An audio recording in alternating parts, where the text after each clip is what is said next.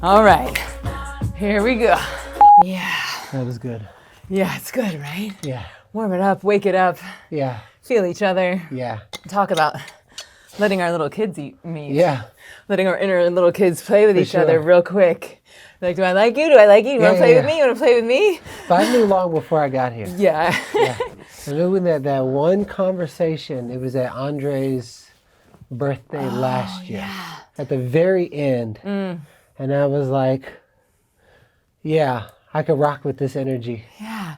And do you think that that is because you saw something new in me, or you think something in me changed, or you think something in you changed, or we just found each other's frequency? Well, I met you I met you in an environment that, the conversation we're going to get in, so it didn't give me a proper chance to experience blank slate.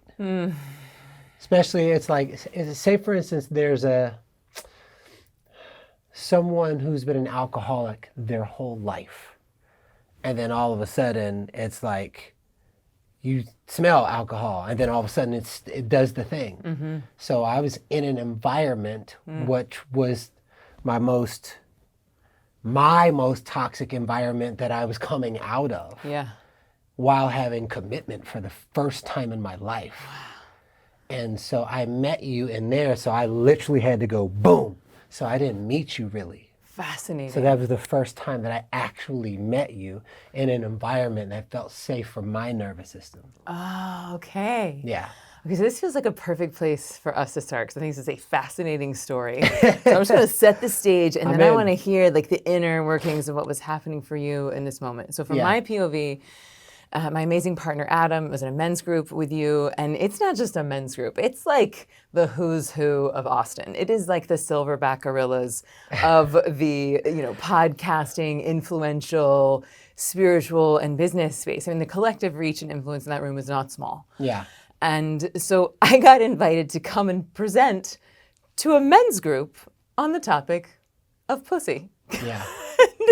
And basically it was, what I understood was that the men's group had a tenet that one of the things they wanted to do was, be of service to the divine feminine. Yeah. Men's group was coming to a close, and yet there was no activities on the calendar yet that had really been honoring of or in service of or learning more about the sacred feminine, the divine feminine. So I got invited. I brought my amazing roommate Regina in. Now Regina, icon, 30 years teaching women's work, New York Times best-selling book called Pussy, A Reclamation. And she said, I need two things. I need a massage table and a pussy model. So we got both of those things for her. And it is happening. It is showtime. Everyone's in the space. And all of a sudden I'm looking around and I said, where's the model? Model ain't nowhere to be found. So I'm going okay, that leaves me. And so that was your first time? Oh yeah. By the way, that morning was reading Regina's book, and chapter 2 is a story where she brought in a couple to do an extended massive orgasm workshop. The woman got sick, so she ended up becoming the model, and it was like a real initiation for her. I'm reading that chapter that morning. Model goes away, and so I go to Adam and I'm like, hey Adam, model's gone. I know this is your brothers and your men's group, but I'm the only pussy owner left.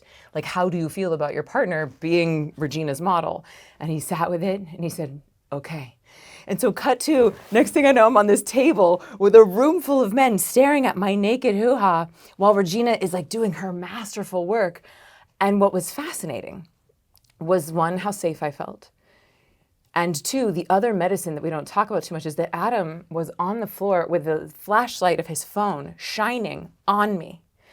And I was like, wow, in this room in Texas with a lot of men who admittedly are healing their own relationship with the feminine.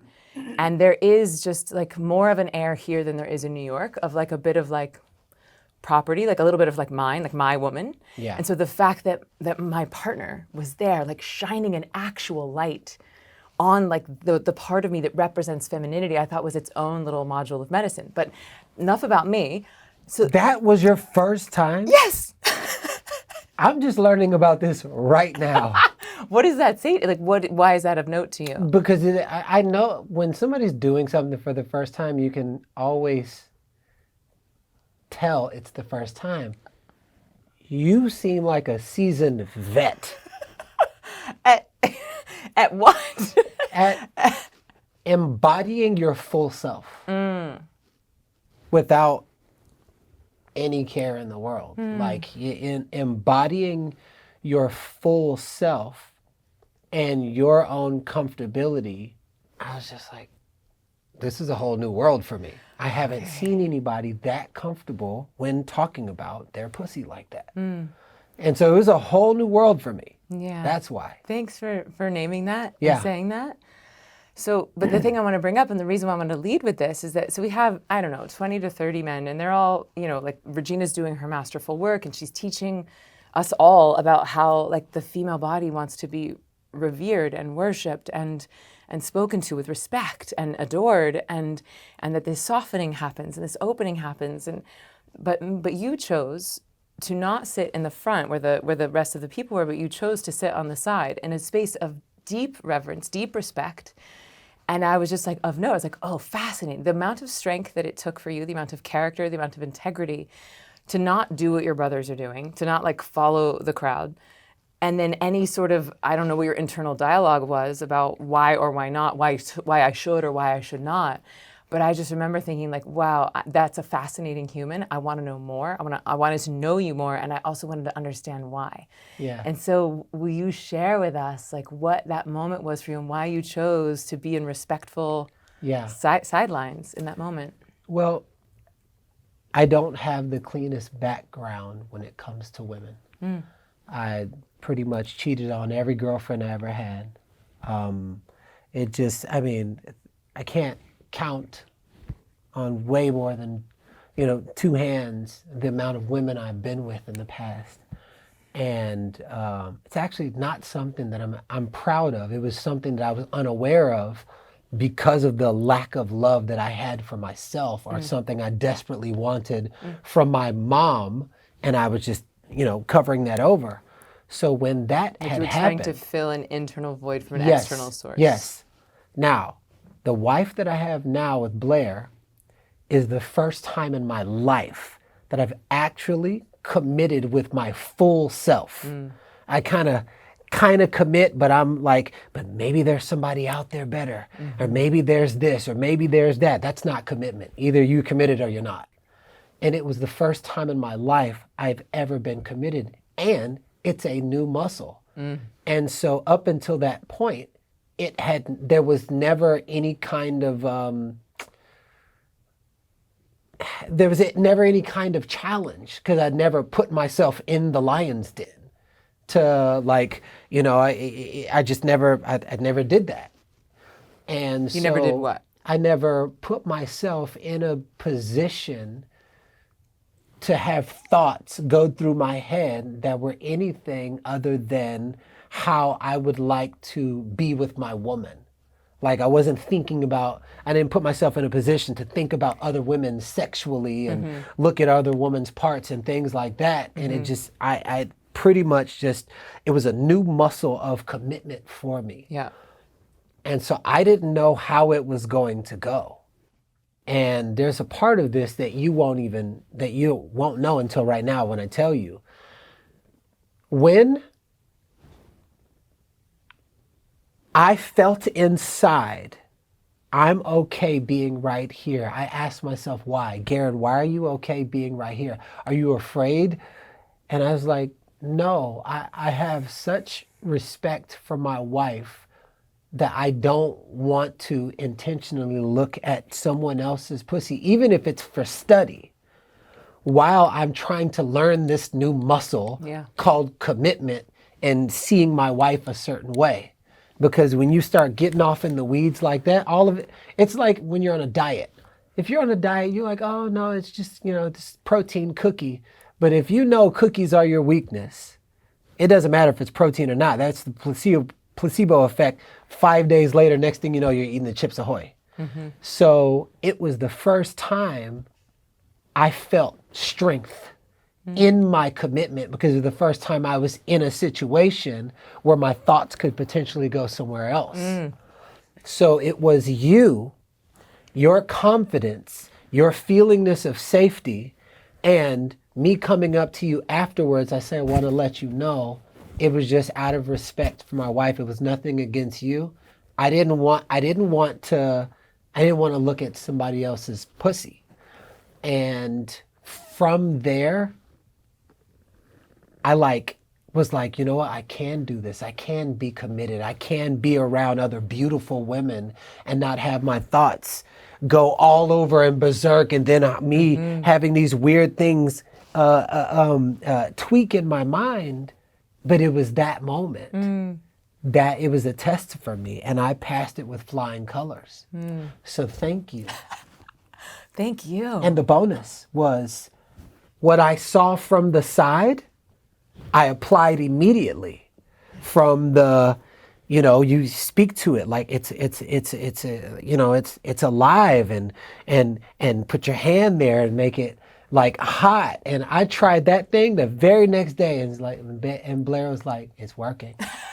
I was like, oh, this shit works. Yeah. I was like, let's go. Yeah. So whatever I could see from the side without like being directly seeing everything, but what I could hear, I applied it and it worked. Yeah. Thank you, Regina. Thank you, Regina. Thank you, Regina. And thank you. Yeah. And thank you to the people in that room and to Adam. Like truly, like Regina afterwards, she was like, oh, honey, we're done. Like you can pull your dress down. And I was like, oh.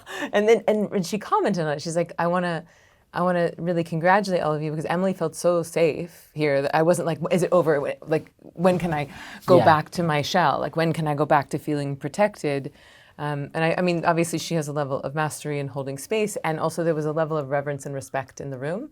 And we knew what we were there for, which was what I felt is that we were all being in service of the divine feminine. Absolutely, yeah. And it wasn't about anyone's particular bodies. It wasn't about like, it wasn't like a strip club. I wasn't like there to perform for anyone. Yeah. Like, we were all there in service There was no of the sleazy same energy. thing. No, not a drop of it. And if there had been even one drop of it, my body wouldn't have felt safe. Yeah. Right? It would have been a different game. Yeah. And this is what I don't think people understand. And I want to really congratulate you for shifting your relationship with this. But if there's even a drop of predatory energy in an environment, women close, right? Like we protect ourselves and then everyone loses, right? Like women do not feel safe to be in their full sexual expression. And then it becomes this game of something you can take or receive. And I think it feeds into those addictive patterns. And so the fact that you've been able to change your relationship with your internal fulfillment and fulfill yourself from inside to help you shift away from that particular addiction is really incredible. Well, here's the thing. I know what that's like because I used to be that, so I can spot it from a mile away. And when I shifted seeing women through, because I used to see women through my dad's eyes, and I shifted to seeing women through my daughter's eyes. It was the way that I saw them was way different. Who I am in a room, there could be 400 people and I am a pillar every single time. Now a pillar it makes for what? A pillar for safety. Now it makes sense why when I was unaware, I was like, all these women like me, all these women like me. It's like there's just this extra different kind of energy. But a clear-minded, awoken, healthy version of myself, 94% of my audience is powerful, driven women, and they feel safe in that space. And in that space of safety where powerful, driven women come in, the level of healing that happens is like nothing I've ever seen before, whether it's medicine or not medicine. And I'm going to give myself a round of applause for doing something I've never seen a man model in my life, ever, in my own personal experience, which is go from where I was to the caliber of man I am now. And people just need to see and feel an example. I'm going to give you a round of applause too. Yes. Yes. Yes, Garrain. Yes. Did you know that the best way to support this podcast is actually by joining our email list? Ziva Meditation is the sponsor of Why Isn't Everyone Doing This? This is my baby. This is what I've been doing for the past 13 years. And if you go to zivameditation.com/email, then you're going to be the first to be notified when we drop a new episode. You're going to get invited to free live teachings. And this is also where I share my most recent and my most profound transformations. So I'm going to invite you to go to zivameditation.com zivameditation.com/email so that you never miss our offerings, get invited to free events, and you'll be the first to know about our retreats and our courses. So zivameditation.com/email is really where the party's at. And I want to say thank you. Thank you. Thank you for making this podcast such a success. It is a delight to share these guests and these teachings with you. Are you available for wowing? I am so available for wowing. Okay, this is something I learned from Layla Martin, and it's just really fun to do.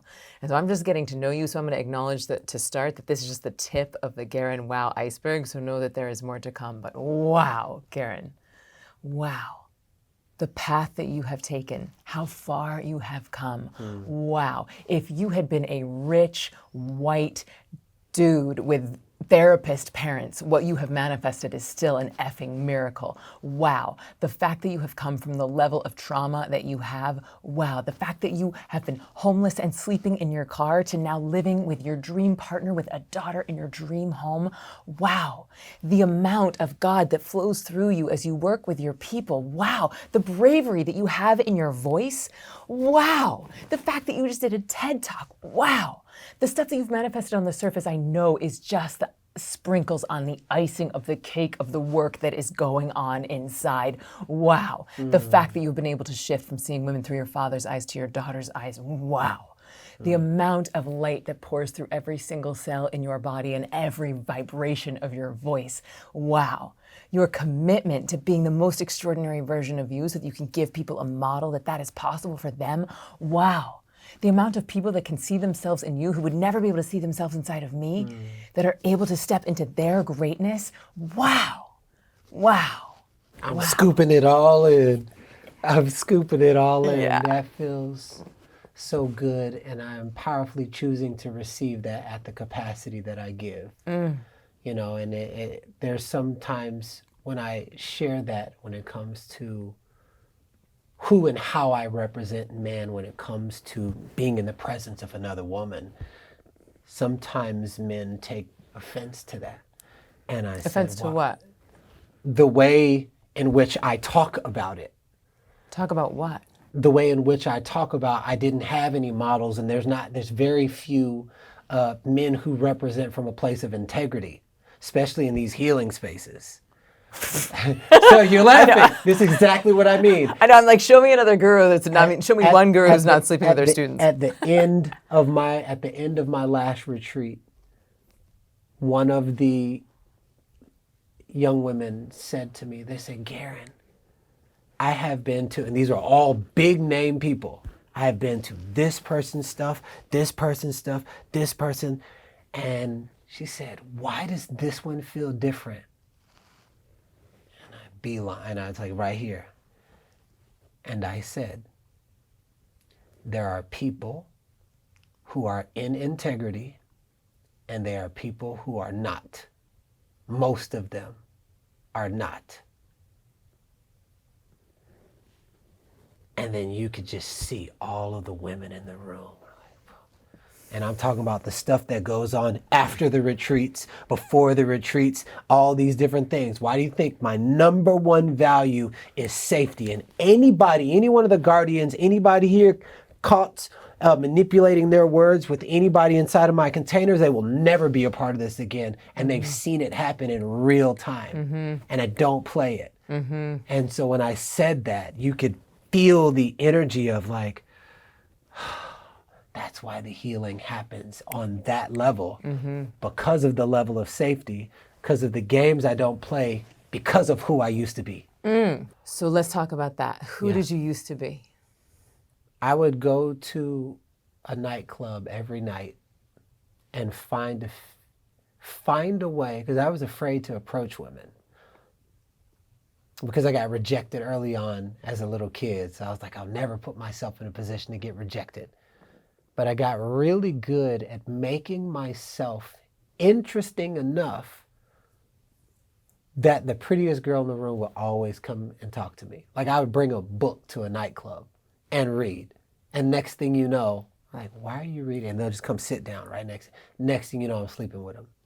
But that was all part of my game. But that would happen all the time. And then I'd have a girlfriend and I would cheat all the time. Deep in my heart, I didn't want to, there was this thing that took over me, and I didn't even know what it was. And it was just, it was like this addictive something. I got to be another woman. It's got to be new. It's got to be new. And I just couldn't stop. And so who I was in my truest self was always a loving individual, but there was something else present that was beyond my natural state. This is when I was totally unaware. I wasn't doing personal development. I didn't travel to 87 different countries all over the world and learn about life. It was way before that. It was just me with the life that I was handed, trying to figure out with whatever tools. I didn't like reading, didn't like listening to people. Were you actually reading the books, or were you fake reading the books in the club? No. I This is a whole thing. I cheated my way through high school. So it wasn't, I didn't even read the books. I cheated my way through high school. So they were props at the club. Oh, well, no. At the club, I would just pretend like I'm reading the book. Yeah. But I'm talking about in high school, I fake read. I failed every class. I took summer school to pass. It wasn't because I was stupid. I didn't want to apply myself. So I was like, well, no, I'll just cheat. I'll just cheat. That led into cheating with women. And that led into, because I didn't know nor develop the muscle to be able to stand in the face of discipline and see the value of discipline. And that was the thing that opens the door to more. But I would argue that if you're really dealing with addiction, right, like then there's a wounding or a trauma or something inside that discipline alone will not fix. The discipline alone is not going to heal it. Here's the thing: energy can't be created nor destroyed. It can only be transferred. So if you have an addictive behavior, you're always going to have addictive behavior to something. Yeah. Right now, I'm addicted to helping people have a better life. So you transferred So that I intensity. I learned once I started reading books and getting mentors and going to leadership seminars, I learned the process of energy transmutation. Other people call it sexual transmutation, but like before that part, it's the energy. And so the same person that broke into 42 cars or 60 something cars in one night, same person that slept around with all those women or did all those crazy things, I read The Power of Positive Thinking over 285 times. I don't even know. It's up in the either two You or read a 300 book over 200 times? between the paperback and audiobook over and over, because I don't read it from memory. I read it from mastery. So I read a book until it starts reading me. And most people get all the quotes, but their life doesn't look like what they're reading. My life looks like every book I've ever read because I've read every book more than 20 times. Is that the most instrumental, The Power of Positive Thinking, or is there another one? 100%. Yeah. That. I've never read it. And I'm still reading it. Really? Yeah. Great. I just started reading it again. I've read Untamed 10 times. Yeah. So, but that's my max, 10. Yeah. So that same addictive personality, I learned how to turn that into an addictive, healthy behavior. So I don't call it addiction. Yeah. I don't call it addiction now. Right, because addiction is destructive Yeah. by nature. And now you've Because our words are that coded. obsession. Yeah. So I don't call it addictive. I change it. But I also would say that there's a layer deeper to where if you're not filling that internal void internally, Yeah. then you would just be addicted to the praise, addicted to this. And certainly Yeah. there's some level of that. Certainly we all have that Yeah. to some degree. But what shifted inside of you that allowed you to start to fill that internal thing with an internal source? Yeah. So I will tell you, it's when, funny enough, my face was the size of Thanos's. It was, I don't know, like 9-10 years back. Who's Thanos? Thanos he's one of the most dangerous guys, bosses in Avengers. Okay. My phone's not there yet. When you look at Thanos, you'll see what my face looked like, but it was swollen, really big swollen. And I went to the dentist and they said, you've got to get a root canal. I said, how's that possible? I had one 15 years ago in the same spot. The specialist said, well, whoever originally did your root canal didn't get it all the way to the root. So you have 15 years worth of infection that is just now showing up on the surface. I barely had insurance. They had to saw half my jaw open. And even with the numbing, I still felt pain. So while all of this madness is happening, I'm having the biggest epiphany of my life. I'm having an epiphany about life and root. The root, if something is poisonous at the root, even if something is covered over it, even if it looks good, but it's poisonous at the root, over time, whatever toxic, whatever the health of the root determines the growth of the flower and the fruit that it produces. Yeah. You know, and so that's when I was like, oh, that's why she broke up with me. That's why I'm not in it. So I had started having all of these epiphanies of why I'm no longer in situations where I don't even realize what happened. Is because I never looked at the root of anything. So that one thing had me thinking about relationships, had me thinking about how I made people feel, even from kindergarten, elementary school, middle school, high school. Tess Hall, I hit her over the head with a backpack when I was 7, a yellow backpack, and I pulled her drawstring over her head. Of course she doesn't remember. We're 7. I messaged her on Facebook. I was like, hey, you probably don't remember this.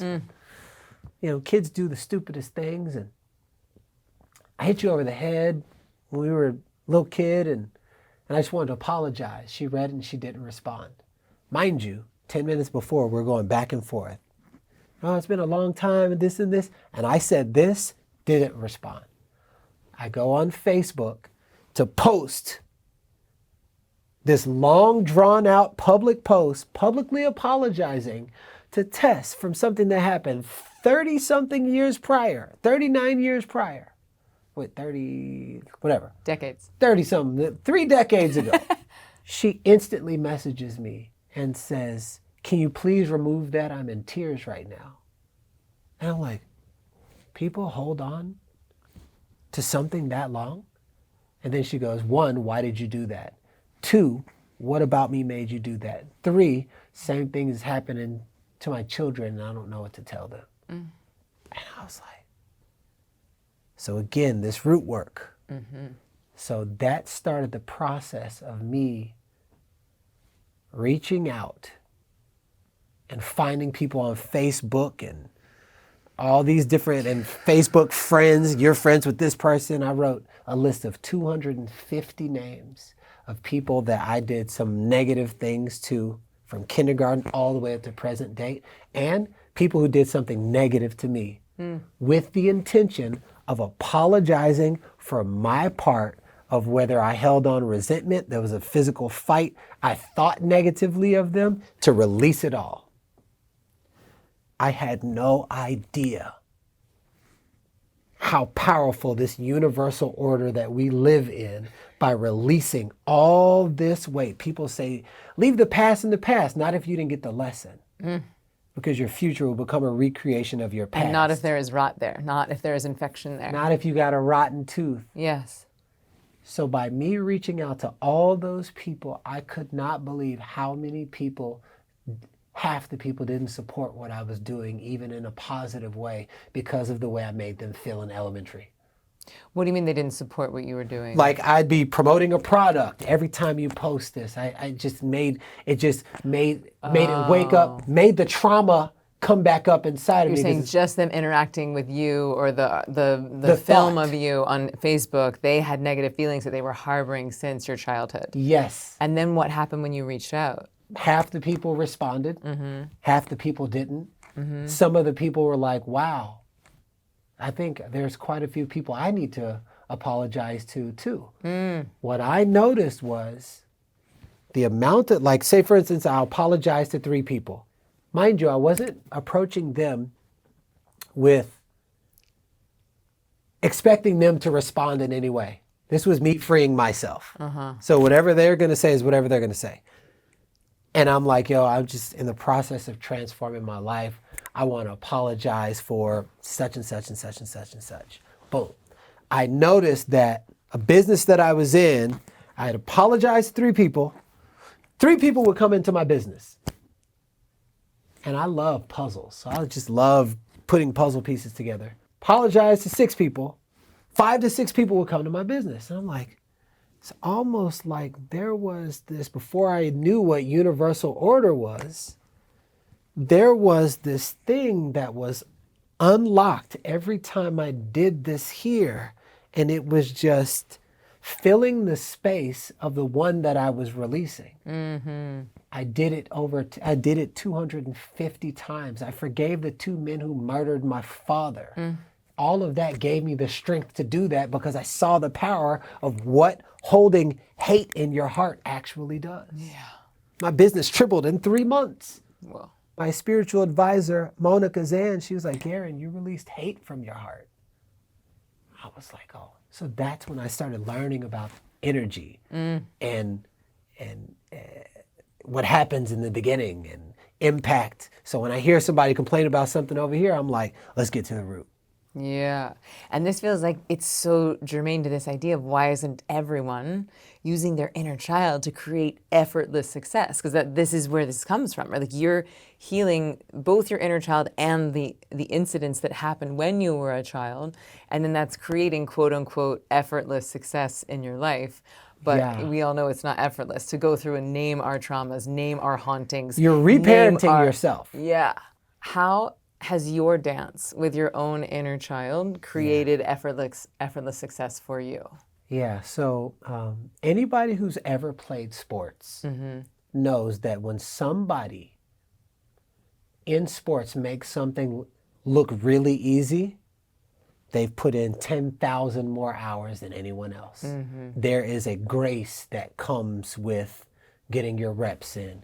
You do not skip reps. I can always tell when coaches, facilitators, I can tell when somebody is a newly repped person and they're punching above their weight class because it holds a different gravity than somebody who's like, they're truly a veteran when it comes to getting their reps in with actual people. And in sports, what they do is they train resistance in your body so that you have something close to what it feels like during game day or during fight time. Or in martial arts, you practice one kick 1,000 times so that when it comes time for the match, you've seen all these different sequences and patterns so that your instincts, to the untrained eye, it seems really fast, but you can see the move long before it happens. Yeah, it's not your thinking mind. It's that intuitive, instinctual. 100%. So ultimately, the effortlessness comes from when you work your interior and you work the muscle of knowing who you are, why you are, where you're going, and whatever's in the way, it's like a video game. You're beating the dragon at the end of the round. And then when you beat that dragon at the end of the round, you go to the next level and you get stronger and you get a bigger sword. So once you start understanding things that are getting in your way, so say for instance, oh, you're drinking alcohol. Oh, it's just casual or whatever. Nothing's ever really casual.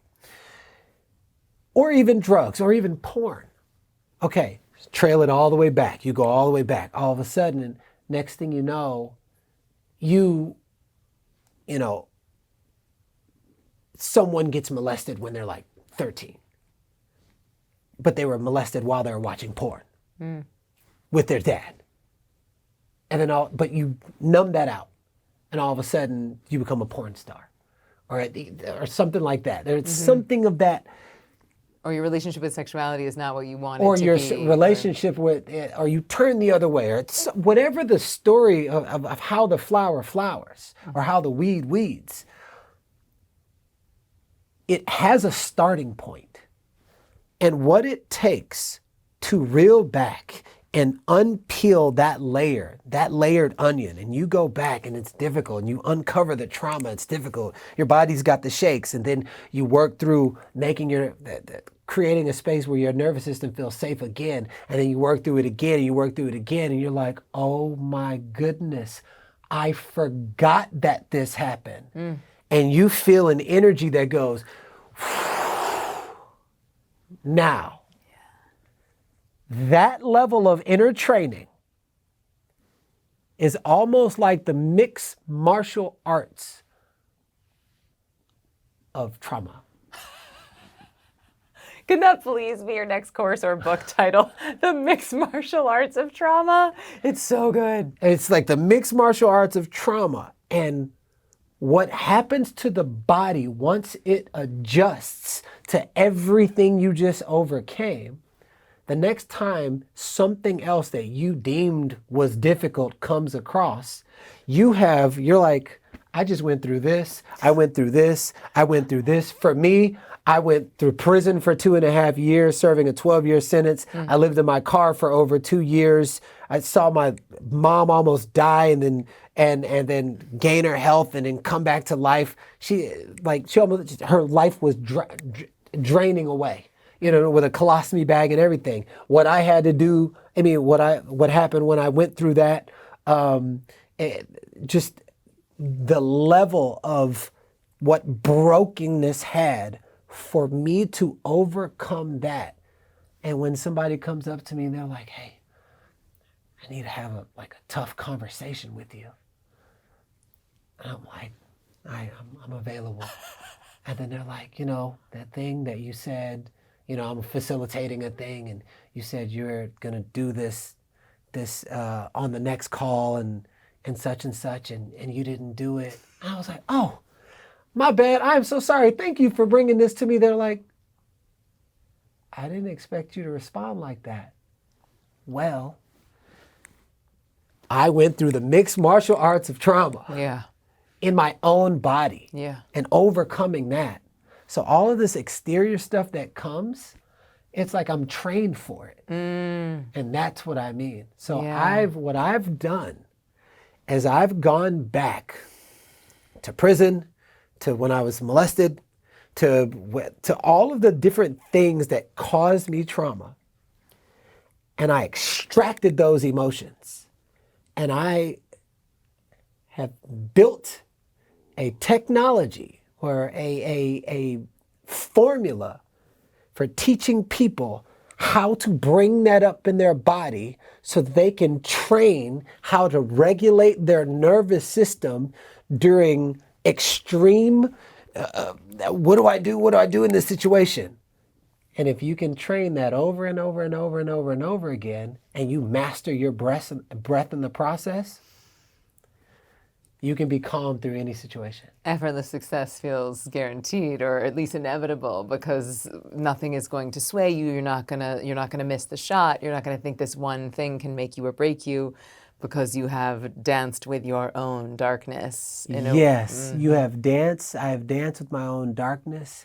And so if you can teach people how to get the training elsewhere rather than putting the mask on your face and striving for the certificate and then letting 20 years goes by and you think that it was, I've got to get this 20-year-long certification thing, whatever, but you're driving for the certificate, not the education, not that, you know what I'm saying? You're like, I want the title. I really want the, so when you're doing all of that and then the 20, 30 years goes by and you ask what happened to your life, I don't want people to have to do that. Yeah. I'd rather put people in a simulation where they can, simulation meaning my retreats, or that's what pretty much what it is, where you can compress time frames.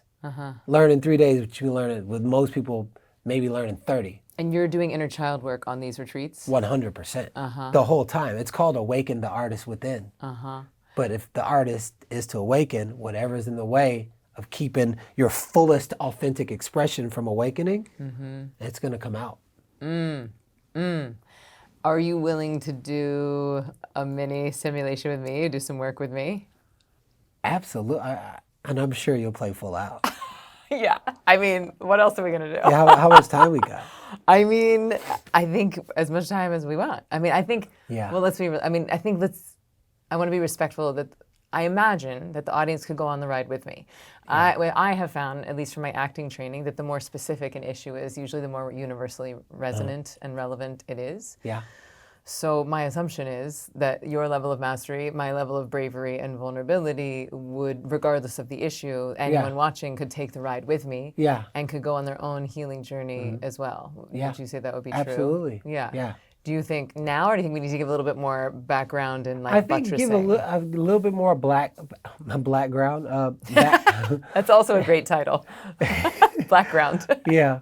I think that's a record label. Is but, it? A little bit more context and background, and we could probably close with that. Yeah, perfect. So let's say you had to convince me. Let's say I'm like, by the way, like all I want to do is heal my inner child, and I'm down, and I think it is the only game in town. Yeah. But let's say I was skeptical, or Yeah. let's say someone listening is like, no thanks, been there, done that. That was dark. That was scary. I don't want to go there again. Also, I'm trying to get my PhD. I'm trying to sell this company. I don't have time to hang out with little Emily. I don't have time to go and talk to my little inner kid.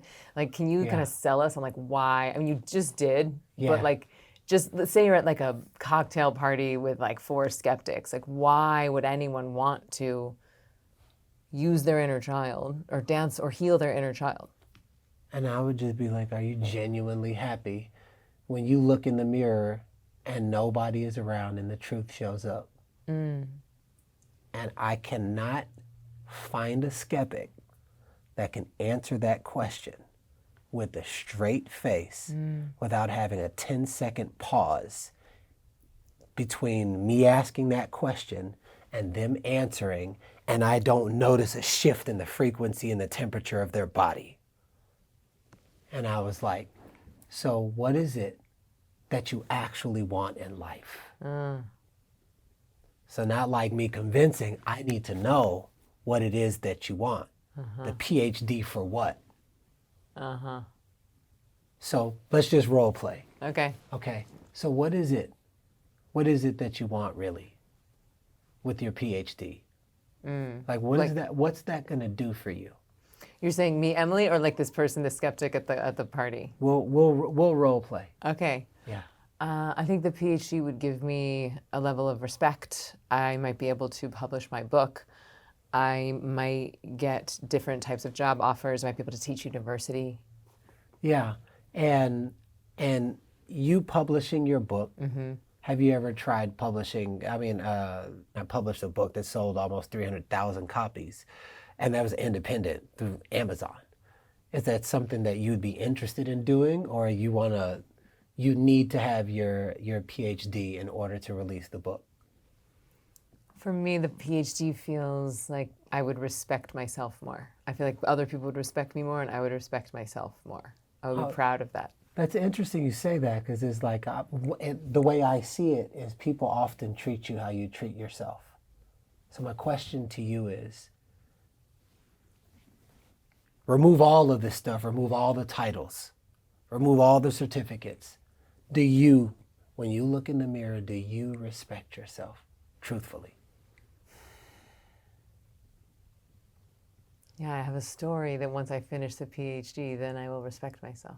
And you notice how it took you 4 seconds to answer that question? What's your name? Cheryl, What's your last name? Maddo, What color are your eyes? Hazel, How tall are you? 5'9", What's your mom's name? Lorraine, What's your dad's name? George. You see how you answer that like that? That's because it's an embodied answer, something that's an actual live reality. When you have to think about it, that means it's outside of you. So the question and what I'm trying to get at is what's truly living inside of you that you don't have to think about out there. The PhD's out there. You're the real PhD. Like the title that you're really looking for is not the capital PhD, it's the capital YOU. But notice how YOU is lowercase and PhD is all caps. Maybe the people who coded these words would have people wanting to chase the titles instead of the real title. My goal is to support you in being able to embody the real title, which is capital YOU. So I don't have to sell you on yourself. I just got to remember, teach you how to remember yourself. outside of the PhDs. Now, if you're seeking for that in order to feel your fullest self, I'm gonna save you. I can save you money. I can save you time. I could save you stress. 20 years. I mean, so many years of your time, so that you find your full self first. And when you find your full self first, and then you want that, now the seed isn't planted from an empty place, trying to have the outside fulfill the inside. Now the seed is planted from a space of fulfillment, and everything else is a bonus. Yeah, so I'm going to break the role play for a second, because this feels important, right? Because you're talking about internal, external, right? Which Yeah. to me feels like the thing I was asking about earlier, of like what shifted inside of you that allowed you to find that fulfillment internally. Because this to me is like what I'm preaching with meditation. Like meditation transitions you from being a bag of need looking to be fulfilled and turns you into fulfillment looking for need, right? So in this Cheryl example, like thinks like her respect for herself will come on the other side of the PhD versus finding that respect right now.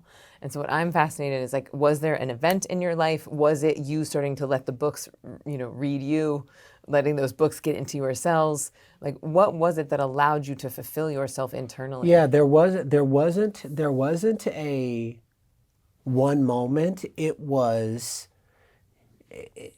the continuum of things that I had never done before. Like I never read books like that before. I never shut my mind off and then start meditating. I'd never done any of those type of things before. I heard about it. I'm like, stupid people.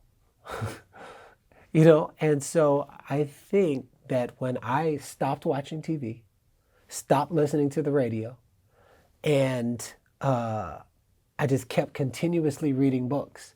My car became a university on wheels. You can even get in my car without listening to personal growth.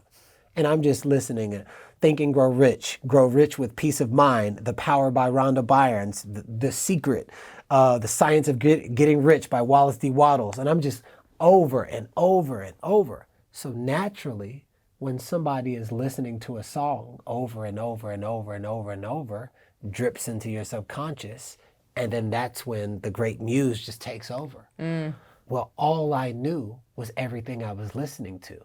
So no longer was I listening to other people tell me who they think I am, or society tell me who I am, or the family domestication make me to believe that this is all that we're capable of. This was me listening to Napoleon Hill. This is and just a lot of great leaders that had me tell myself who I am over and over. And that summoned up. It's like a snake when you're blowing that, the do-do-do-do, and then the snake comes out. All of a sudden, I'm summoning up. People say that affirmations don't work. That's because they don't understand the power of the codes and frequency and vibration inside of the word. And so when you understand about vibration and frequency, and then you start speaking it until your body starts coding that frequency and vibration, and then you become the words that you keep saying, that's what I kept reading. So over time, the spillover, you pour into a cup, it has a tipping point. Eventually it's going to tip over into the next container. So I kept pouring into my cup, personal growth. In my car, I wake up, I'm listening. I'm working out, I'm listening. I'm walking, I'm listening. I'm running, I'm listening. Before bed, same thing. I could not be what I kept listening to. It was an inner environment. And you become the people you hang out with the most because of the language and what they're speaking. Well, I kept hanging out with people like Albert Einstein, Martin Luther King, Gandhi, Nelson Mandela, Napoleon Hill, Mother Teresa. Like, these are the words that are encoded inside of me. So naturally, people are like, oh, you remind me of, and they can't pinpoint it. But I'm a representation of me, God, and all these people that allowed God to flow through them. which is all God. And so I'm just a reflection in this vessel that allows the light to flow through. And if a light is shining in the world of darkness, people know where to look. I think that's all we're doing is like, we're just like, hey, do I like your flavor of God, right? We're all just looking for like, what's the most direct source home? And so it's like when you find someone you like their flavor of God, you're like, oh yes, for me, Glennon Doyle, I know I mentioned that I've read Untamed 10 times. And when her third book that I read, she said, do you want to know how I write? And I was like, yes. She said, I sit down at the computer and I ask the question out loud, what would love say? I was like, that's it. She's just channeling God through her writing. Yeah. And when I started listening to her podcast, I was like, okay, cool. Like, she seems lovely, but I'm not attracted to her persona. Yeah. It's her channel of God that I find so intoxicating. Yeah. And so I love the way that you said that I'm me, I'm God, and I'm an amalgamation of all of these different channels of God. That's really, really beautiful. And now that makes sense. Now I understand like where the internal shift happened, so I can understand. It just helps me to understand your journey more. Absolutely. And the best way I can describe it is if there's oil inside of a glass of water, if you try to pick up that oil, it keeps slipping through your fingers because of the density of the oil. But if you keep pouring water, that oil is eventually just going to spill over. And what is the water, you know what I'm saying? So I just haven't allowed myself to allow oil back into my life. And oil meaning things from my toxic past. Like it's like boom, it's a wall. And how strong my commitment is.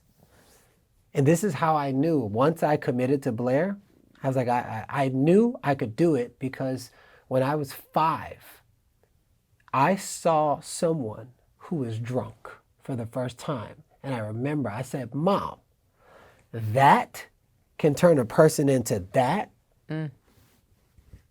I'm 5 and I'm like, I don't want it.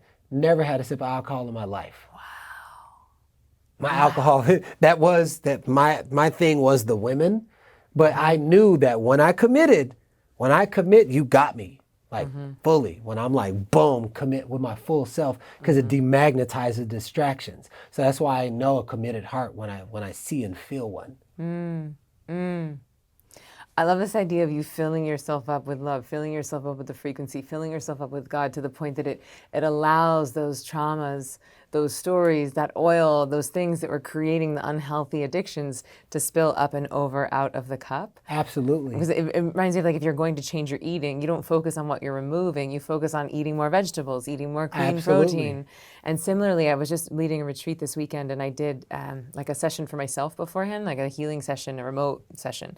And the man said, well, anytime you're going to be around sexual energy, it's going to kick up other people's traumas. And he was just helping me to keep my own energy really clean and then also to, well, I'll just say, it's like, this audience is very hippy-dippy, like almost create an energetic avatar. So if other people's traumas came up, it didn't get attached to me, that it got attached to this energy avatar. Isn't that cool? That's cool.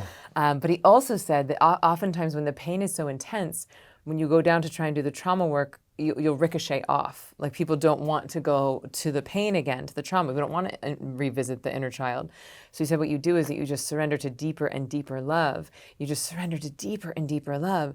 And then that love is the thing that brings that trauma up to the surface. And here lies how I do my work. Because most people in the healing space don't know how to sing and don't even know the science of frequency and vibration. They might study it, but like actually lived experience.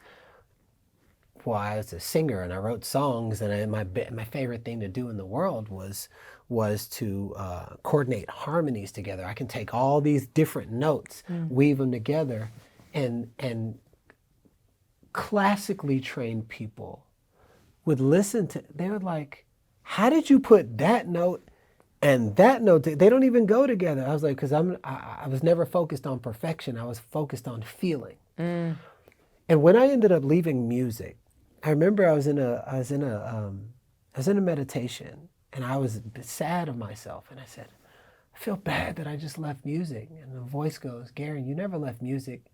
Your new notes became people. That's why you're so good with community. And I was like, oh, I weaved them all together. They said they all have notes inside of them. It's a vibration. And you can hear somebody's tone and when they talk, how their body moves. Why do you think you're so good at reading just temperature in somebody? You can say one thing, you can see what happens in their foot without seeing their foot. Yeah. It's because the way that you're trained when it comes to frequency and vibration and sound and how things harmonize with one another, but that's why you're so good with healing. Because you get underneath the trauma, and underneath the trauma is where the frequency and vibration is. So when you infuse love and play and self-expression and authenticity and the energy of the child in an intentional container, it makes the nervous system feel deeply safe. And I was like, this shit. Wait, this is all coming to you in a meditation? Oh, it was coming to me in a meditation. Thank God. It came to me in a meditation. That's where Awaken the Artist Within, my retreat, that's where the name of my company is called Artist Power. The artist is the little kid who remembers. And when you unlock that kid, it unlocks a power. And that's where it came out of. It literally was birthed out of that. Create this retreat, everything else will be taken care of. And I've done plant medicine, and I've done all these different modalities, and they all work for people who integrate. The safest and purest way that I know how to get that level of deep and work with that level of trauma from a place of safe, and you don't get rid of the ego, which I'm going to talk about that in a second, is through the eyes, mind, and heart of the little kid. And I freaking love it. And I'm really good at it. And why we need the ego? Because if you dissolve the ego, and then you learn what you learn, and out of ceremony, ego comes back. You won't know how to work with it. Most people, especially if you're not most people are not integrators. Like, I'm sure you'll learn one thing, you'll apply it, results happen. Boom. That's how I am. Most people are not like that. So what I've learned how to do is create such safety in the nervous system and create a name for the ego. So now it becomes a name in the frequency of joy and play, which lessens the blow, and somehow or another, we go right in to that deep space that nobody was able to get into. And they're like, I don't even know. It just came out. Where did all this light language come from? Where did all these voice come from? I didn't even know I had these gift of healing hands. Everything, it's always been there. But that little kid has just needed a safe place to play and not be judged. So this is like, yes, okay, like I want to do inner child work. I want to meet my little kid. I want to love this little Emily. So Yeah. let's say that someone can't go on a retreat with you yet. Yeah. Like, how would you recommend tomorrow morning they wake up and they're like, all right, like Garrain sounds like I get it. Like, I want to dance with my inner little child. Yeah. I want effortless success. Like, what is something they could do tomorrow, today, to start to love that piece of them, Yeah, to integrate? perfect. This is good. I had a client, very successful woman, great business, making tons of money, great husband, great family. She comes to me in tears. I just feel like something is missing. And I say, what did you used to love to do when you were 5 that made you the happiest?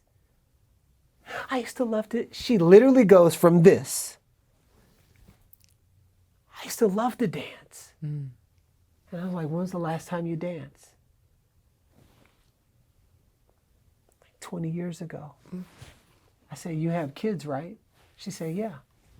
I said, imagine, you have a daughter? Yeah. Imagine your daughter comes up to you and says, Mom, Mom, Mom, Mom, Mom, listen to me, Mom. And you ignore her for 20 years. I said, what do you think the relationship would be like? And she said, it wouldn't be one. I said, why? no emotional closure. Okay, so imagine what you used to love to do as a child that brought you joy, whether it's running, singing, dancing, painting, whatever the thing was. And if you don't remember, ask somebody that was around during that time. What did you naturally gravitate towards? My daughter, when she's 5 months old, had perfect rhythm. When she'd hear a beat and dance, and to see what she's doing now at 2 is not a shocker because I saw it. Every kid has that, but a lot of times, parents miss it. So there is something there. And she said, I used to love to dance. So whatever you loved as a child, imagine every day that you don't do it. Or every time you watch somebody dancing and that little thing was like, oh, I should go dance, or I used to dance, and then you don't do it. Imagine the little kid inside of you going, Mom, Mom, Mom, Dad, listen to me, listen to me, listen to me. What happens if you ignore that child for 20 years? The same thing that would happen to you in your relationship with your daughter is the same thing that happens to the relationship between your physical self and your spiritual self. It's out of alignment, and anything that's out of alignment causes chaos. Anything that's in alignment with nature as it was designed, as you were designed, will always flow. It's a law. And so what I said was, and here's what you can do. Here's what you can do, everybody. Today, sign up. If it's dancing, if it's painting, if it's singing, if it's always wanted to play the guitar, there's something there, even if it was subtle state of joy. Sign up for a class today, get a level of accountability 1 time a week for 30 minutes to an hour, and take yourself on a solo date with the intention of nourishing my inner child. Do not let anything get in the way, because the EKGs of the heart is some of the most powerful frequencies in the world. So if you deny the deepest part of it, which is called the one who wants to be expressed and wants to be happy, then the outward reflection of your life will pay the price. So sign up for a course. Do something that is directly connected to what brought you an amount of joy. If you don't got 30 minutes, give yourself 10. If you don't got 10, give yourself 5. Do it while you're taking a dump. Do something that is connected to what brings you joy, and you will look up 90 days from now. Your sex could be different. Your money could be different. The opportunities could be different. Your intimate partnerships can be different. Your relationship with yourself can be drastically different. And that could be the 1%, the 1 degree off that you were looking for that creates exponential, insurmountable, effortless success. Amen. That feels so clear and exciting and actionable. And we all need that so desperately. I feel like all of our little children are just like starved and ignored and hungry for play and attention. And I'm going to toot my own horn for a moment. Like, I think the day before I came here, I did a voice lesson. And, I used to be on Broadway for 10 years. I was singing and dancing and acting since I was in 4th grade. I would sing and dance and act. And my relationship with my voice changed because it became my job. It was like, oh, like I don't sing like this person, or my voice is not in style right now, or, like there's like a very specific like Broadway belt. Yeah. And my voice is not that. And so I started to judge it and hate it and sing for other people and not myself. And so now I'm like 15-ish years out from Broadway, and this woman reached out to me on Instagram, and she was like, "Hey, Emily, I'd like to gift you 3 voice lessons." And I get strangers DMing me a lot for things, which is great, but also like mostly no. But something in my body was like, yes, say yes, say yes. I brought this woman, total stranger, into my house. She's singing, she's like, ah, she's like moving my body. And then we just did one on Zoom, and my voice is changing. And her name is Marissa, and she is like getting me out of control and getting me into play and like there's no way to sound good when someone's like "Ah, ah, ah, ah," and so it's not about sounding good. It's just about making the sounds. Yeah. And it's been so liberating and so fun and so freeing. And then my son, he's really into Pokemon right now, and so he like basically commissions me to watercolor Pokemon art for him. And I could give two shits about Pokemon, and I have no ego wrapped up in watercoloring. It's not a part of my identity, and I'm bizarrely good at it. Like I am doing these Pokemon watercolors, like, and I'm like, wow, because it's just I'm just doing it to play with my son, and it's such a gift. So thank you for this assignment. I'm gonna take it personally. I'm gonna take this creative date with my inner child very seriously, because it feels so true. You're doing it to play with your son or the part of you that didn't give yourself that needed to find another vessel to come through that you would actually listen to. You know, our spirits be jumping at anybody that it wants to, if it needs to get a point across. Yeah. So just maybe your son might know a little something extra About my secret Pokemon watercolor skills. No, but the frequency of who you are when you're doing it. It's who you are when you're doing it. It's I used to make music so I could get girls, but that's when I didn't understand what I was doing. But who I am while I'm creating music, I don't want a Grammy. It's who I am while is the deepest form of creator, period. And when people hear a song, they're like, this is not a regular song. There's something else to this. So on surface it's Pokemon, but there's something else that might want to be birthed through Pokemon. Yeah, I think that's what's happening. Yeah. And like, thank you for saying this, because to me, this is I'm not even gonna call it a trick, but it's the beautiful gift of manifesting, right? Like you're teaching people how to manifest, like effortless success. Yeah. But it's not about what happens on the other side of the manifestation. It's about who you are and who you become through that process. Whatever the health of the seed determines the growth of the tree and the fruit that it produces. So when who you're being, that is the seed that is planted in this earth, and then you uncover your stuff, all of a sudden that stem starts growing. Well, whatever health of that seed, who you're being as a vibrant, joyous, fully embodied human, it like transcends masculine and feminine energy. It's like, it's a transcendent energy. And it's that the full transcendent embodiment, it has to produce the fruit of that. Let me just make sure I got that. So what I'm hearing you say is that if you are able to dance with your masculine and feminine, and in so doing transcend the polarity of the duality and into some like a different transcendent reality, which is really God, right? Like God. Well, think about it. When you're a baby, you don't know what masculine and feminine is. They tell you these things. So you are the most embodied when you're a baby, and then And the closest to God. don't. Why do they say all kids go to heaven? Why do you think I do kid work? Because I'm bringing people closer and closer and closer and closer into the vicinity of the spirit. You want to hear a story? Tell me. One of my friends is a coach, and she said she was working with a couple, and they had a daughter who was about 6 years old, and they had a baby boy. And 6 was a tricky age for the daughter to get a sibling. And so she was pretty jealous and like was not happy about the sibling, and was actually being like violent to the baby. And so they had to separate the 6-year-old and the baby, and they wouldn't let this sister be around her baby brother. And finally she's like, I need to talk to my brother. And they were like, no. She's like, no, I need to talk to my baby brother alone. And they were like, no. And so finally, after enough weeks of convincing, they said, okay.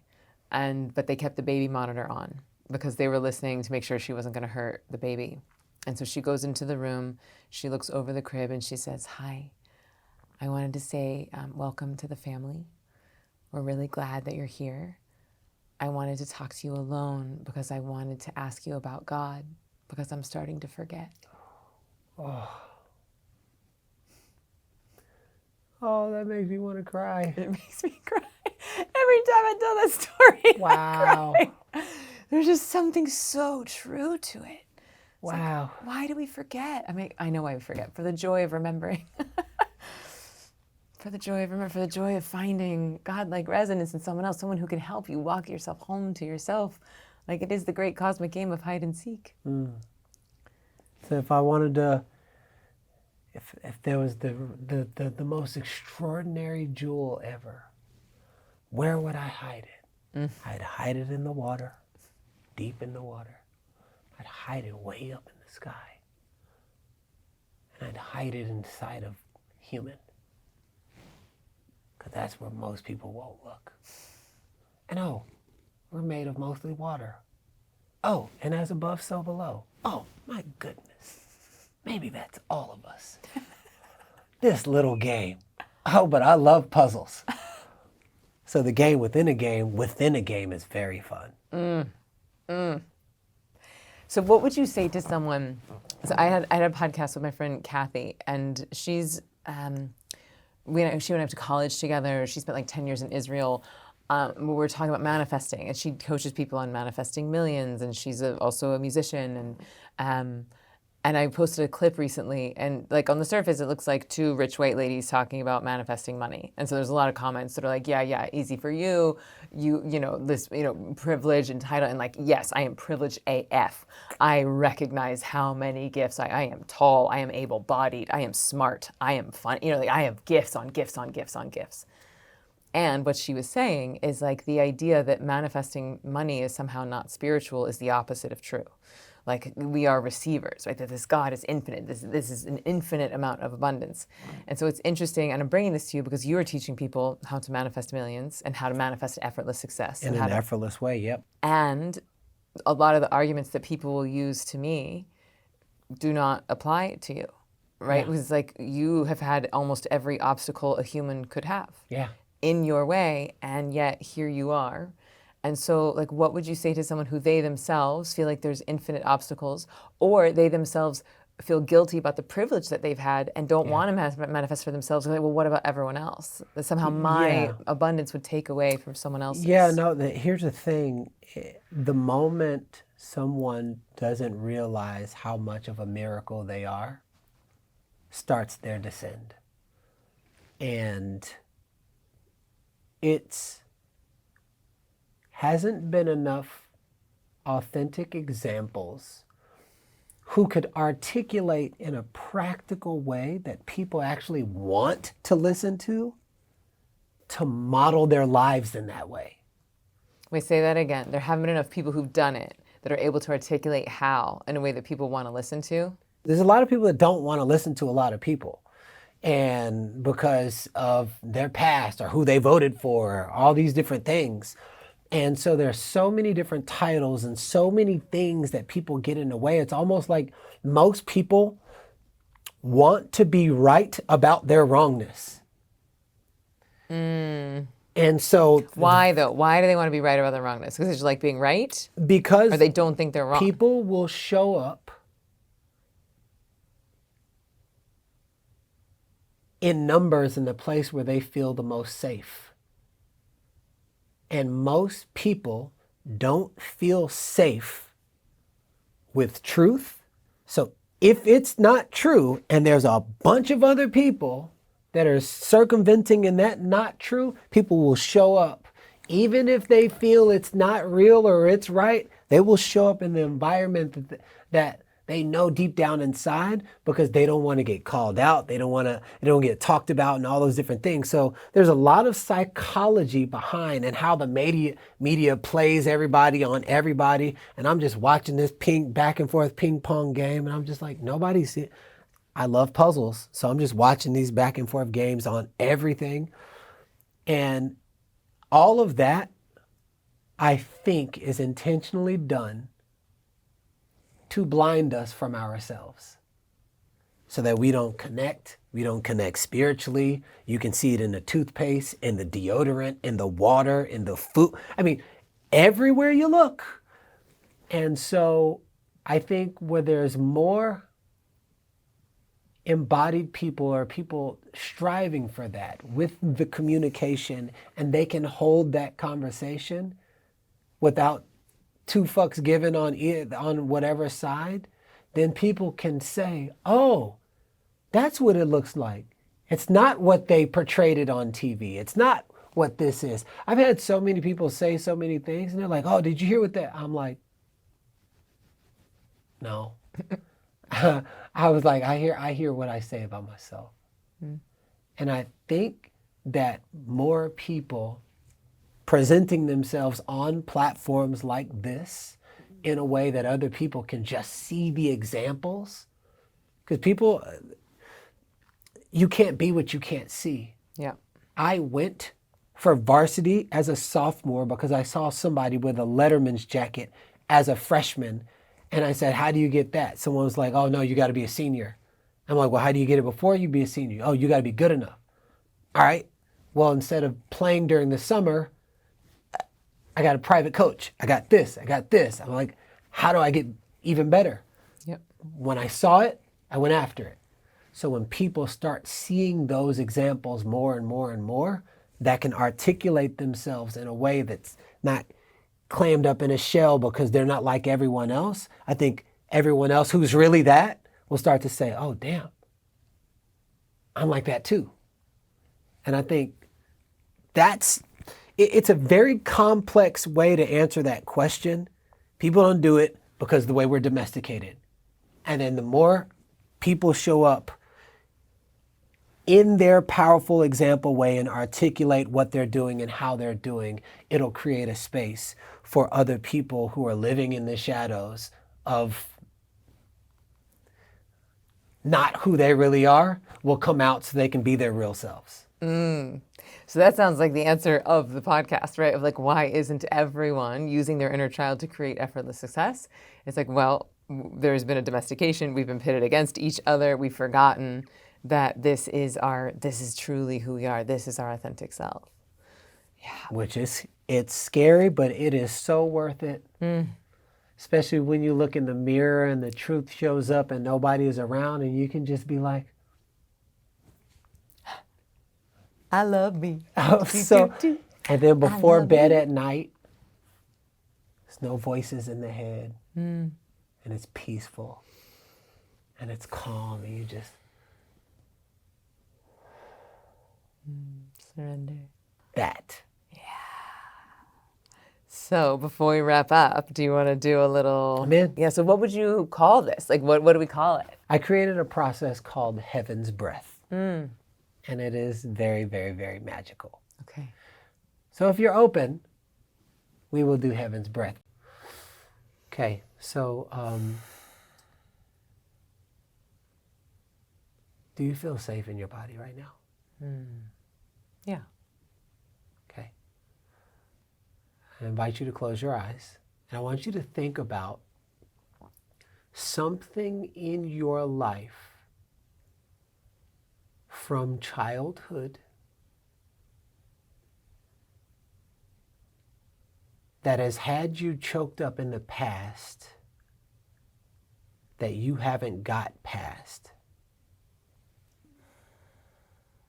Something that still shows up in the present day, maybe something father, mother, bullying, something in your past.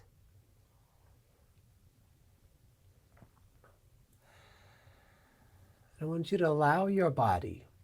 What we're going to do, I want you to think about a guitar and how you have to have the placements on the strings, play the right strings. And if you don't know the placements of the strings, then it'll just make sound. Right now, it is about understanding the most powerful instrument in the world, which is your body, your vessel, your channel. And your strings to your channel, they happen to be passages of your past. They're joyful things that potentially could have caused any kind of stress or made you feel sad. And right now, I would like to you to bring up in your body a moment, a really sad moment where it just, and it's still affecting you today. Okay. Now what I want you to do is you're going to mimic my voice, and I'm going to do it first, and we're going to go from the crown all the way to your toes. Ah.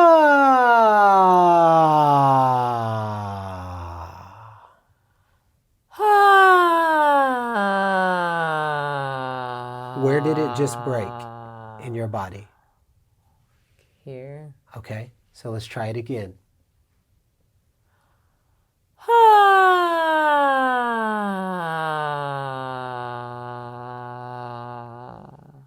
Where did it break? Here. Okay, let's try it again.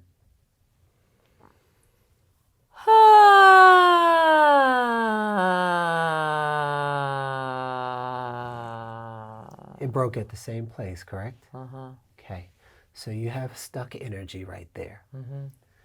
Because the throat is an open passage where energy is supposed to just flow through. So you have something from your past. There's energy because the body keeps the score stuck right in this area right here. Okay, so we're going to keep going. Eyes closed. Eyes closed. Okay, what we're going to do is imagine the heavens opens up and it's going through your crown, and as the light hits your crown, it turns into voice. And then the heavens, the light comes down from the heavens, hits your crown, turns into voice. You use that voice, goes all the way down your feet into the 400,000 people that had to die just for you to be here, your ancestors, as you will be giving them that breath.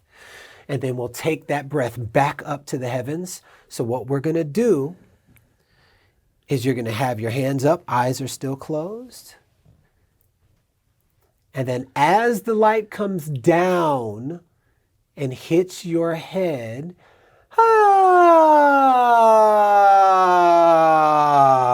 and you'll go down and touch your feet. And then you'll go back up. And it's a big breath.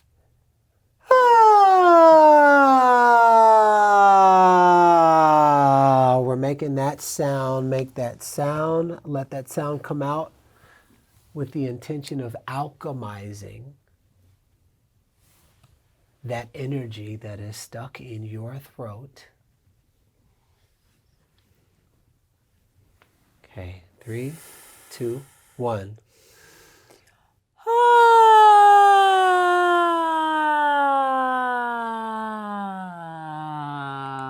Bring it back up.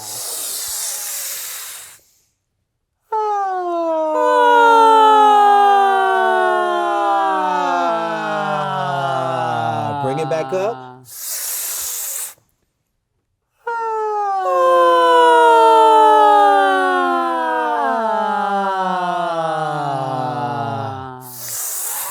Five more.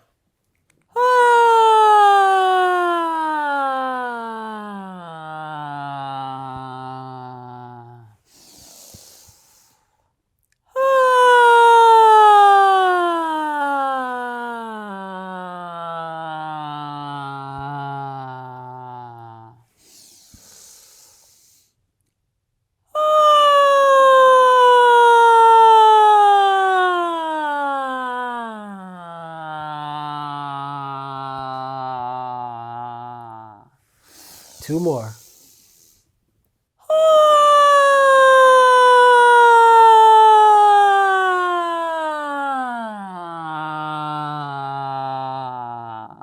One more.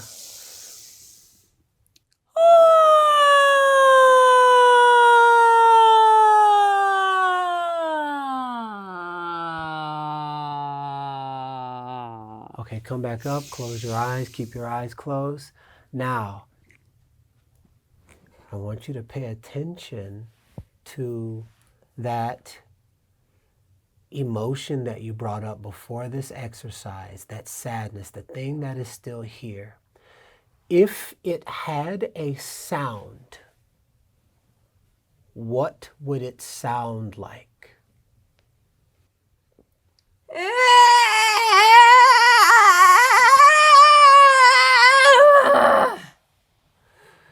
Is that the full expression of it? No.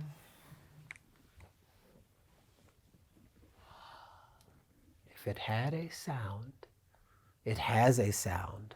What does it sound like?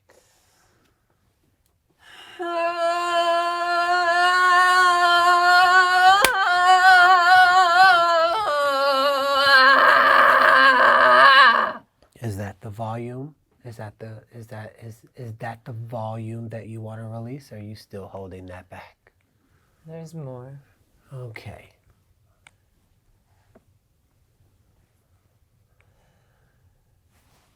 It's okay.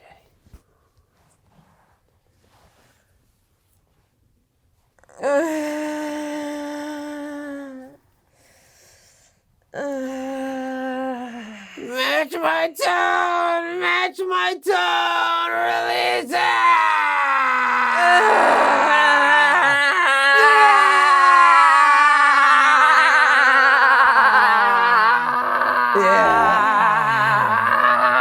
Now that same heaven's breath that you were just doing, do that same motion with that sound.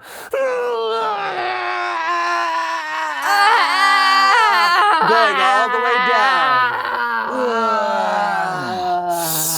Breathe it up.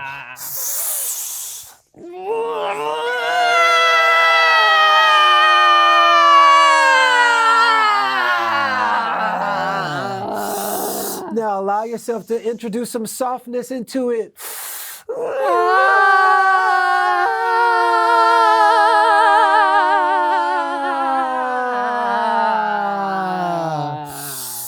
3 more.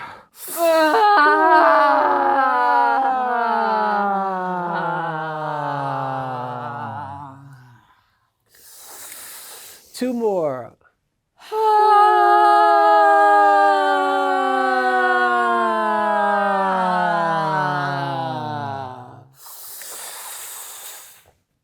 Last one.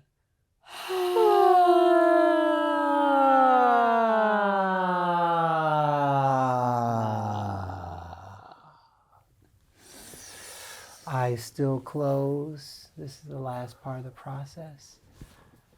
I want you to think about a person in your life that just the thought of them brings the most joyous, loving, and kind. It could be a grandmother, it could be a partner. It's just the most joyous, loving, and kind, just the thought of them.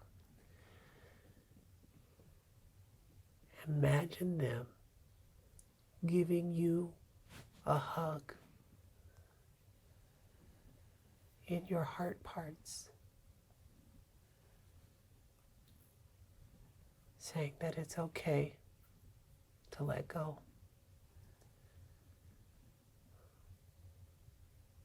Because you don't have to do it alone.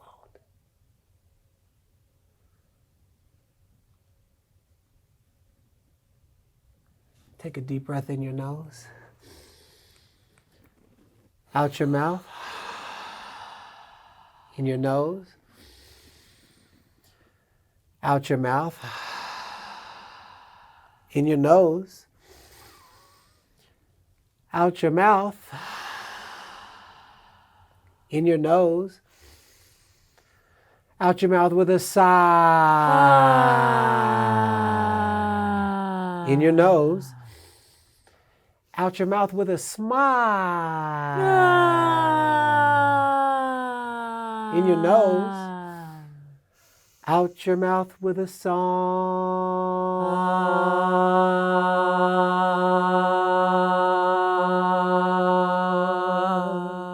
In your nose. Out your mouth with a song.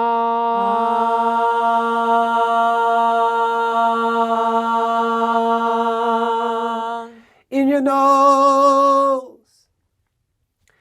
Out your mouth with a song.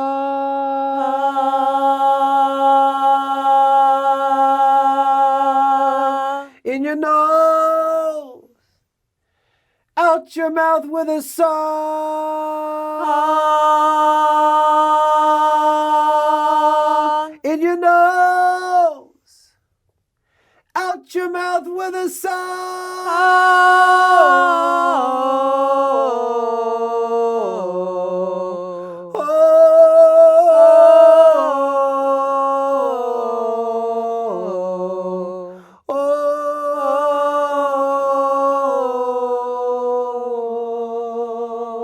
Last one.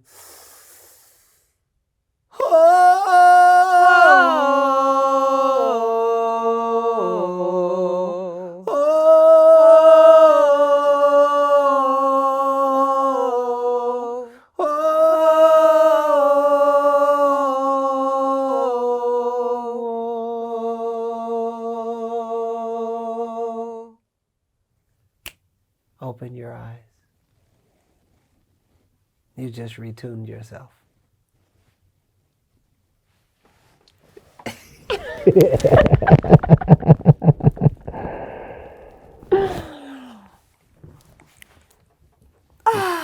Tell me what you're feeling, what you felt. This is the integration process. And I'll share with you everything in every world that I saw. It did feel like a retuning, a recalibration, and that break in my voice is old, and like that break is the reason why I stopped singing. Actually, did you notice it go away? Yeah, I sure did. And how pure your voice sounded. Yeah. Oh, and how higher you went, and how lower you went. Yeah, I have full soprano and full tenor. It's just this in between, and it's a very specific memory of when I was little. It's like in my closet. I was hiding in my closet while my dad and sister were fighting. And so there was the sound was both small and big. The fear was really small and wanted to hide and disappear, and the anger was really big, and mad at them, and so like feeling both the smallness of the sound and the bigness of the sound, and then and allowing that expression of little Emily to happen on sound and music is really exciting, because I've been singing since I was 8, and so to have, but it's like a discipline, so to have it, for me, healing is not discipline, it's, I don't know what it is, fun. Yeah. So weirdly, the healing part that's fun for me made the singing more fun. Yeah. Yeah, and what I noticed was the level of lightness that you had. I could feel the energy of the frequency of shame that was married with the frequency of light. So it was like a dim light right there. And it kept passing. The funny thing is, before I even came in here, I knew that was right there.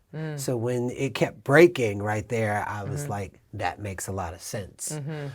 And as we were going through the process, and then when I put the value on heaven and our ancestors, the first time, you were like, ah.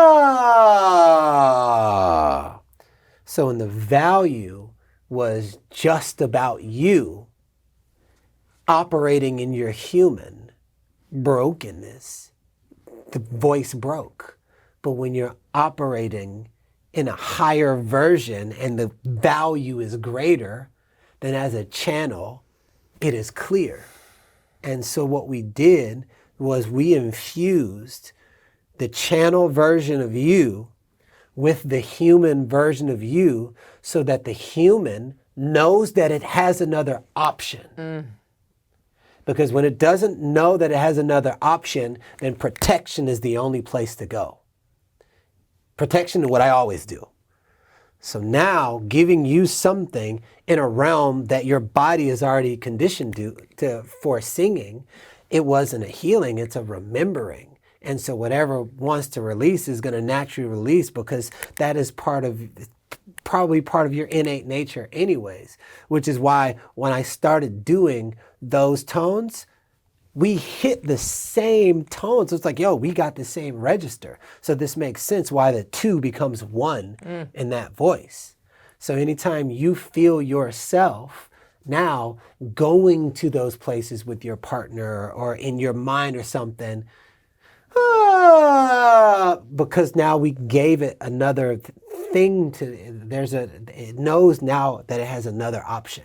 Do you think I could use this as an anchor? Oh, 100%. Like I'm spinning out. Tonight I'm going to be teaching 100%. my friends and family, and I wanted to do a good job. I want to deliver I want to be of greatest service. Am I good enough? Will they like it? I can just be like, this is not about me. This is about bringing the frequency of heaven 100% into the earth and on top of our ancestors. 100%. So I got to see. It's like you give a doctor x-rays so they know what that they're working on. So I got to see like the spiritual x-rays as your body movements, the cracking of your voice, how you broke down, how you built yourself back up. And if in the right tone and in the intentionality of the value, your channel will ultimately continue to remember itself. I won't even say heal itself. It's remembering. Like when, I do breakthrough coaching, but it's not really breaking through. You're just breaking back into who you already are. Yeah. So I saw you remember yourself in a very profound and beautiful way. And it was great. It was great to see and witness and feel. Yeah, thank you so much for sharing your gift with me.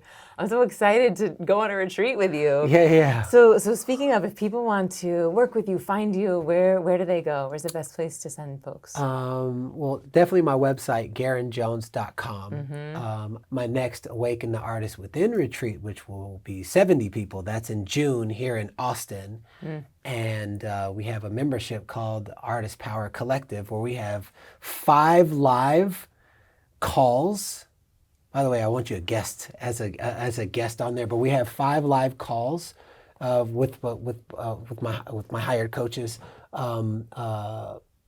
per week, and I do 1 call a month, and it's a whole container for artists and creators and closeted artists. They'd be like, "Oh, I'm not an artist. I'm just a mom." Oh, yeah. Well, who? Let me see your Pokemon watercolor. You know what I'm saying? Like, who sliced those perfectly crafted oranges, and who matched those clothes together with the kids? It's all art. I did. Hey, artist, you're not just a anything. You created those babies. The creator created the creators who create creators, and we continue to create. Fractal on fractal on fractal. All of it. Great. Well, I love you so big. I knew I did, but now it's like, now we have 3D real life experience to justify our already knowingness. And thank you for singing with me. Thank you for playing with me. Thank you for opening up your heart and sharing with me. Those of you who want to work more deeply with Garrain, GarrainJones.com. I am feeling really excited to join for one of these. I'm sure that you are too. Thank you for joining us on this ride. I hope that you were doing this along with us. If you weren't, I would go back, hit play, and do the exercise with me. Find a moment in your life, make those sounds, move your body, because we're all just fractals of each other, right? So any healing that happens in my body can happen in yours. Any healing that happens in your body can happen in the collective. So thank you for joining for this fascinating episode of Why Isn't Everyone Doing This? If you enjoyed it, my request is that you leave a review, give us a 5-star review. You can always screenshot it and post it on Instagram. I'm at Ziva Meditation. And what's your Instagram? Garrain.Jones. Okay, Garrain.Jones. So tag us, let us know what you thought about it. We want to use this, thanks to our friend Blue, we call this media as medicine, right? And so we want as many people to take this medicine as possible. So if you have someone in your life who could use a little bit more bliss, perhaps a little bit more of their inner child, then please share this episode with them. I love you, and I will see you next week for Why Isn't Everyone Doing This?